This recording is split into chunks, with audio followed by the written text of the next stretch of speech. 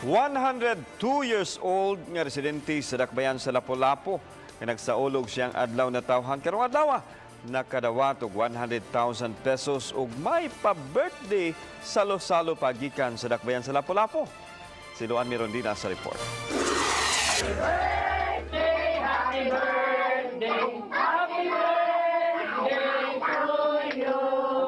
Personal nga giduaw ni Mayor Paz Radasa ang Pinoy-anan sa 102 years old nga si Maximina Sibaylos Quintero sa Barangay Pusok aron matunol ang cheque nga 100,000 pesos isip centenarian cash reward. Gawas ni ini may birthday cake pa o pa-birthday salo-salo nga giandam ang lokal nga kagamhanan alang kang Lola Maximina. Ay kada centenarian celebrant amo man gyud ng anhion anya as kuan sa syudad ato sa gikayan. At the same time ihatag nato ang atong 100 years nga gift sa centenarian celebrant. Dili man niya makita ang giandam nga mga pagkaon, balloon sugubang decoration tungod sa cataract, apan dayag ang gibati niyang kalipay. Apan unsa ba ang sekreto ni Lola Maximina nga miabot siya sa pangidarong 102? Kaom kamunggay. Udot kamuti. Udot ulag bate. Nagampo o sila o. Iya rin ang kagustuhan nga dili gid siya mo kaog baboy. Na moingon ko kaon adik ko.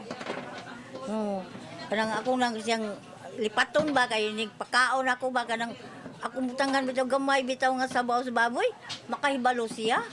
Sa day nga imo man ning ko na naamay ko ani baw baboy.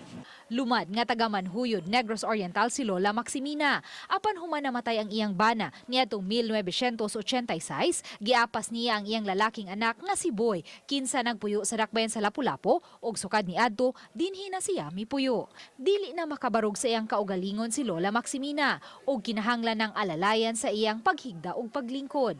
Gipasigarbo sa iyang mga anak nga wa kini gimentenar nga tambal. Apan buot pa ba ni Lola nga lugwayan pa og taas-taas nga kinabuhi?